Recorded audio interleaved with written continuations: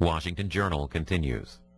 Foreign policy, our topic now, and the guest is Representative Brad Sherman, Democrat from California, who is a Foreign Relations Subcommittee Chairman. Appreciate you joining us as we look at the headlines from Iran this morning. This is the Wall Street Journal version of the story. Iran seethes. You can see another one of these pictures with fire in the background.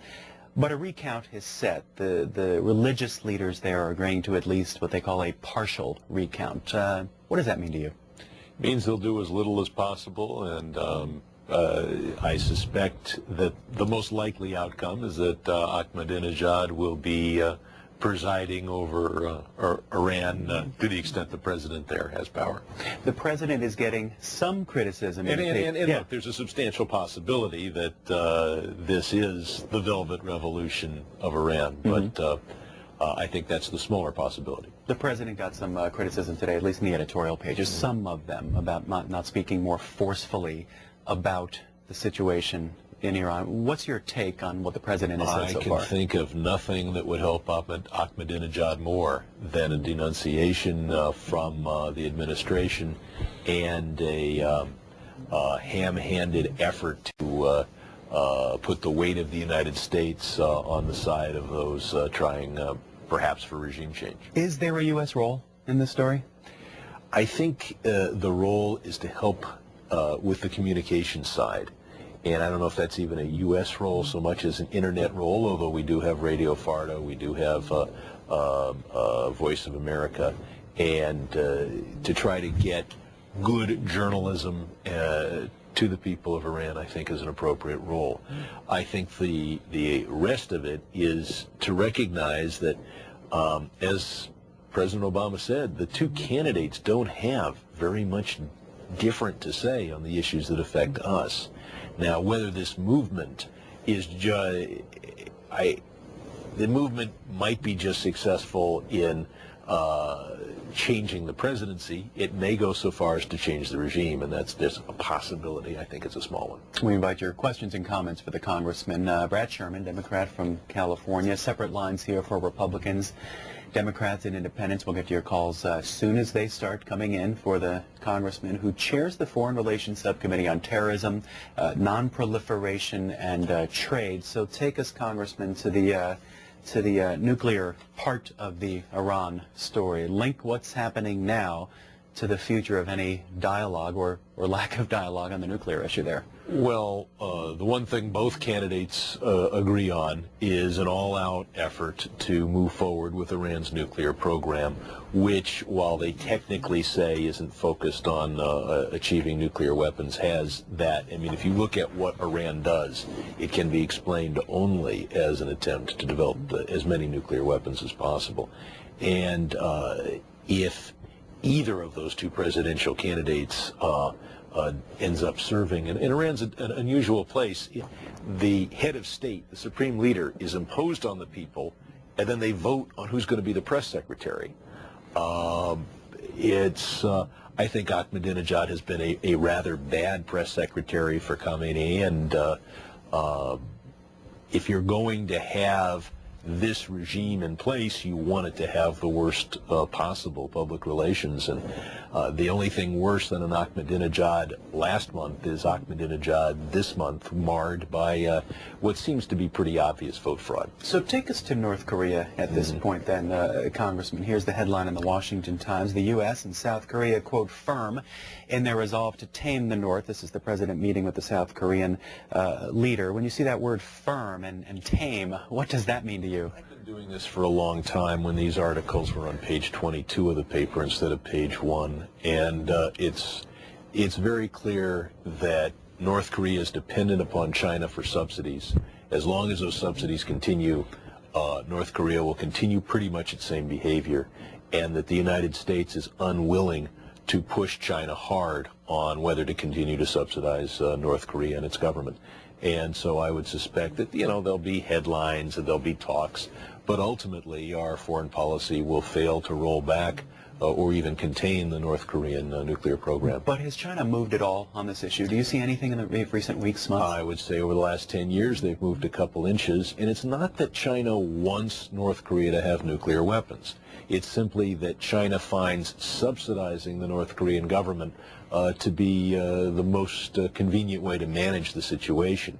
In making that decision, China is correctly confident that no matter what threats there are to the United States and its security, we will not interfere with a single ship of tennis shoes coming into our ports. In other words, China can have U.S. markets and have a policy toward North Korea that is a severe threat to U.S. security. Before we get to those calls, you've been quoted as saying Iran is the #1 security threat in the world. North Korea perhaps a close second.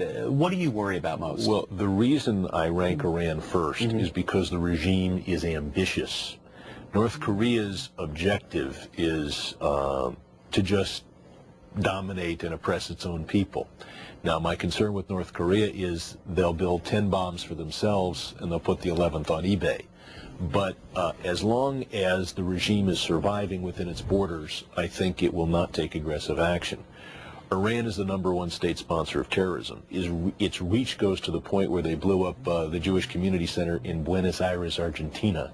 And so you would suspect that an emboldened Iran would be carrying out terrorism with impunity.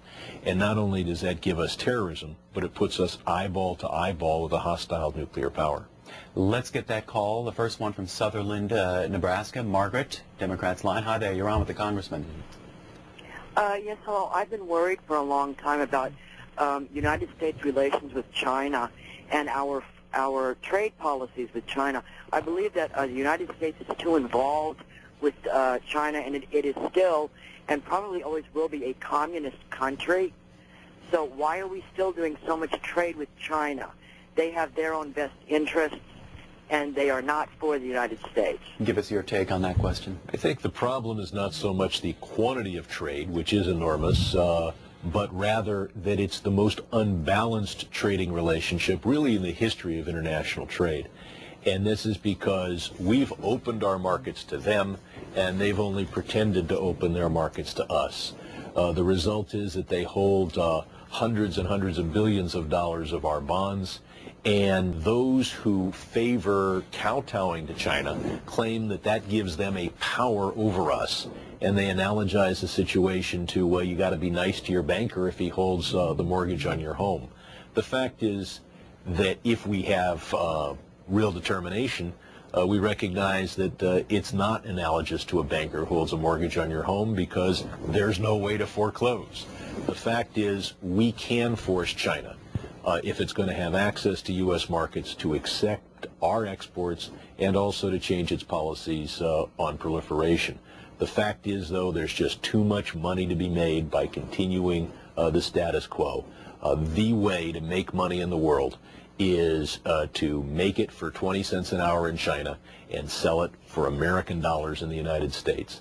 And while there was a huge hiccup in that profit machine starting last fall, the fact is there's enormous corporate power driving us to continue what is a cancerous trade relationship with China, and a relationship with China where we ignore what they do vis-a-vis North Korea and elsewhere.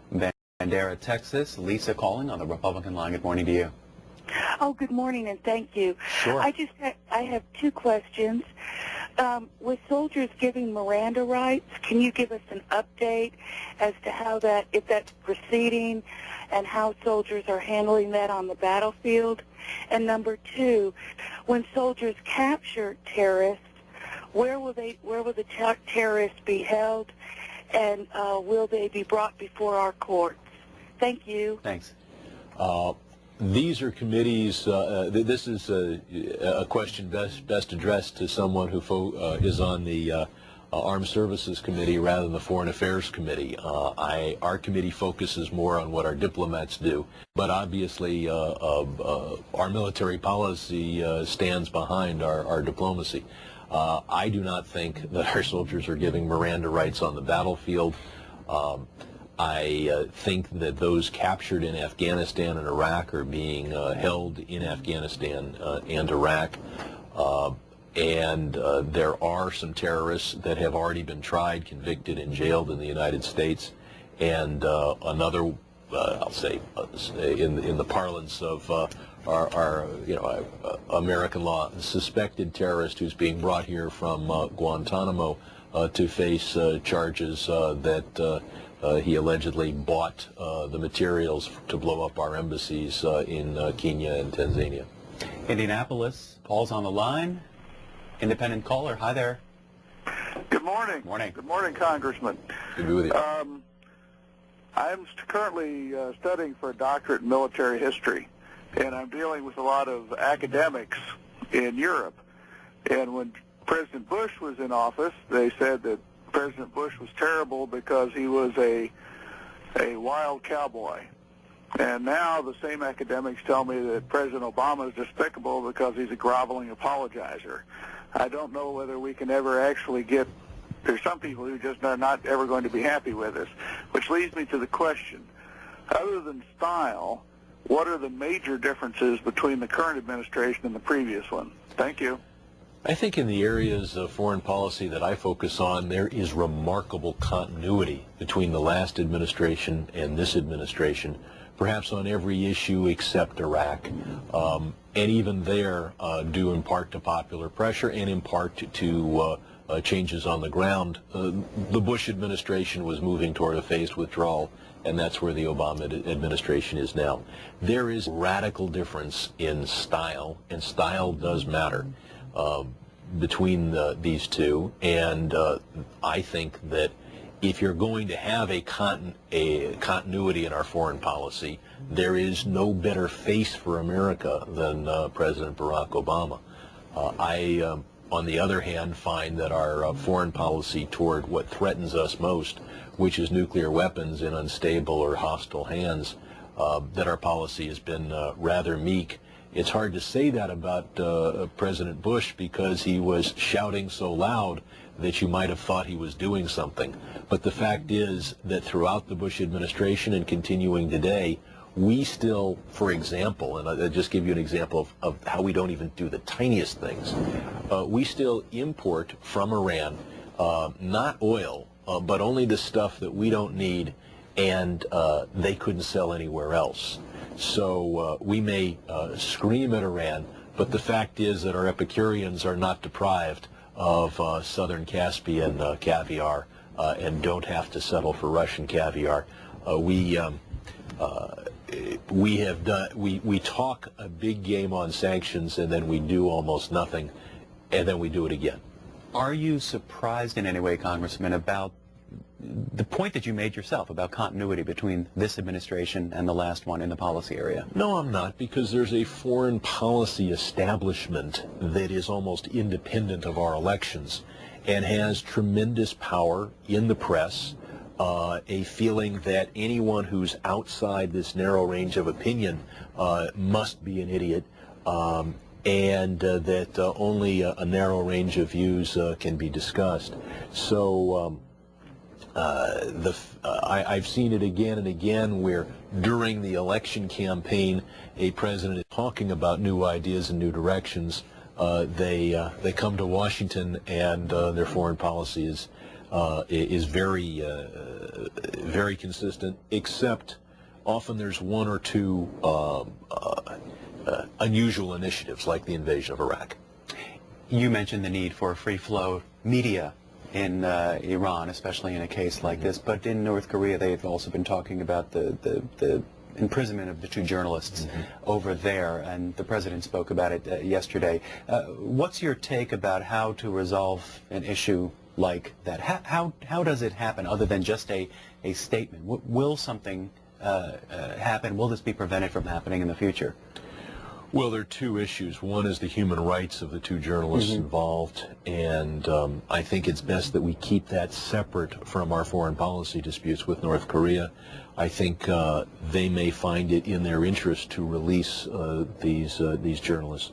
But to give you an insight into this, I mean, this is a regime that kidnapped people. Not, we don't know which side of the border these journalists were on. We do know that they weren't real friends of the North Korean regime, and they were engaged in doing things that the North Korean regime would prefer not be done. But this is a regime that kidnaps Japanese and Korean actors and civilians who are just going about their lives and are utterly uninvolved in politics, kidnaps ordinary Japanese to find them as good teachers of Japanese culture, kidnaps filmmakers because the dictator wants films made. So this is a rather extreme regime, a regime that counterfeits our currency, a regime that deals drugs, and uses its diplomatic service to sneak them into various countries. The seizure of these two journalists is not the greatest human rights abuse of this regime. Congressman, we know the Prime Minister in Israel made a big speech over the weekend. There's this headline as well in the New York Times, Jimmy Carter in Gaza, urging Hamas to meet terms for West's acceptance. He visited there yesterday and tried to have a chat. Are you hearing anything from there that's encouraging to you? I wish I could tell you there's something encouraging about Hamas and its policies, but here is an entity dedicated to the ethnic cleansing of all Jews from the Middle East. And wherever we have seen ethnic cleansing, we've seen genocide as well. Their position when Israel pulled out of Gaza was to declare that, well, Tel Aviv was also occupied territory, and they were going to try to kill as many Israelis as possible every day, men, women, and children, kill them all until Tel Aviv was also under Hamas control. Next call, Alexandria, Virginia. Jen, Republican caller. Hi there. Hi. Good. 2 points. I'd like to remind the American people that the United States trained the Taliban when they were fighting Russia in Afghanistan. So we need only look in the mirror with respect to who's to blame for the situation that currently exists in the Middle East. And more to the point with respect to China, I'm wondering what Congressman's thoughts are, is that with respect to that China has a stranglehold on this economy. When the United States no longer is able to buy Chinese goods, you mentioned 20 cents to produce and $1 to sell, because the American people no longer have the disposable income that they once did when the economy was booming here. What do you think is going to happen? Do you think China's going to withdraw its credit lending and start to tighten how much money it lends to the United States, which could ultimately force this country further into a recession/depression in parts of this country? I'll take my answer off air. Thanks. First, as to the Taliban, you can blame the United States for supporting those mujahideen who fought against the Soviet occupation of Afghanistan. But the fact is that during the Cold War, we were go eyeball to eyeball with the Soviet Union. That was a greater threat then than Islamic extremism is now. And the fact that we do not wake up every day with the serious possibility of world destruction, not just the use of 1 or 2 nuclear weapons, but thousands, is a huge step forward. It is interesting that history has accepted U.S. cooperation with Stalin in order to defeat Hitler, and yet attacks U.S. cooperation with the Mujahideen in order to defeat the Soviet Union. Not that if there had been another way, it should have been used. And of course, more aid to the Taliban went from Saudi Arabia, particularly from individuals in Saudi Arabia, than from the United States. As to our relationship with China, it is a non-sustainable trading relationship. It has to end, and things that have to end eventually do. Their whole economy is built on shipping to us without accepting our exports. Our lifestyle and economy is unfortunately built on consuming without producing. And this can make us happy and make them happy for a few years, as it has, where we consume a lot of stuff. In 1 year, almost $1 trillion more than we produced. And the Chinese were at one time just delighted to get huge quantities of American bonds and other securities. Now this is beginning to unravel, but no one has a clear plan for the future. We need a manufacturing base in this country, and we need a trade policy that focuses on results, not just focuses on process.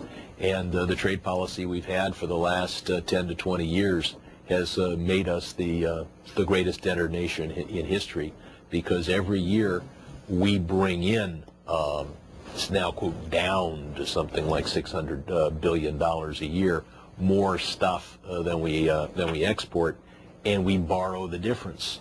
And that borrowing builds up and builds up and builds up. So you have to have some really bad policies to take the most productive nation in the world with the best workforce, and I mean the United States, and turn it into the greatest debtor nation in history. And by God, we've had bad trade policies that have achieved that objective. We hear from Robert now from Indianapolis, independent line. Good morning to you. Good morning, C-SPAN.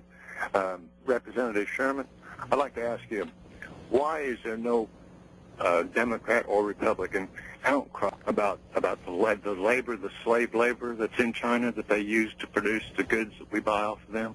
Why is there no outcry? I think there is an outcry toward the mistreatment of workers in China, but it is it's just one of many things, and our focus in our relationship with China tends to be China's effect on people here in the United States. And you're more likely to see a news report on a factory being shut down in Ohio because of Chinese competition than to a story about how the workers in that Chinese competition are treated. You could do news stories on both. Last call, Brooklyn, New York, Democrats line. Michael, you're on with the Congressman. Hi. Good morning, good morning. Good morning, Brad. Good morning. How you doing, Booby? Here's my question. First a comment, actually. We're trying to get some peace in the Middle East situation. Is probably the most salient question of our time, foreign policy-wise. I mean, because if we don't do something about this situation, it's going to bite us later on down the road. I think we need to make peace there now. We have a great chance to do it right now. And, with Obama in the bully pulpit, I think it can happen. My question is, there's two things that have to happen for it to actually work, two concessions, if you will, between the Palestinians and the Israelis. One is the Palestinians have to give up the right of return. If they don't give up the right of return, maybe nominal, for like old people want to come back to, last days of their lives kind of thing, that could be allowed, but not en masse, because it would destroy the state of Israel. So that's a non-starter for Israel. And so the Palestinians need to give that idea up. The Israelis, on the other hand, have to give up settlements. They have to give up the West Bank state. The people in that area there have to be removed, hopefully peacefully, hopefully with government funds to say, come on out. While you move out, leave the property alone, leave the toilet fixtures alone, and let the people come in and move in. The Palestinians move into that neighborhood and into those houses, so they can have a state. One caller's prescription there. What do you think, Congressman? Well, I think it makes some sense, but I'd comment on both. First, as to right of return, I think many viewers are not aware that the official position on the Arab side is that even if there's a two-state solution, that any Arabic-speaking person who claims, because there are no records, that any one of their ancestors ever lived where Israel is now has the right to move there with their entire extended family. Obviously, that would involve, at least for political reasons, 5, 10, 20 million Arab immigrants into Israel, perhaps people planning to go there only temporarily in order to overwhelm the Israeli state. And so this so-called right of return is hanging on to the ugly dream of the destruction of Israel.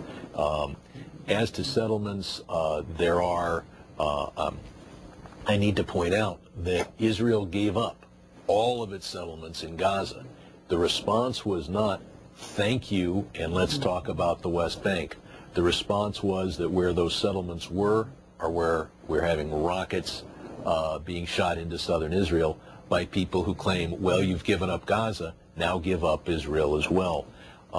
I do think that there are some settlements that will eventually be in Israel as part of a peace deal. There needs to be some modest changes in the border, some that might even favor the Palestinians. And at the same time, there are outlier settlements that if there was real peace, Israel would shut down. Keep in mind, Israel collapsed settlements and forcibly removed the people in those settlements from Gaza. The Israeli government is capable and willing for peace to confront its own people and remove settlements. Our guest has been Representative Brad Sherman, Democrat from California, 27th District, and chairman of one of the subcommittees under foreign relations in the House. We appreciate your time this morning. Good to be with you. Thanks.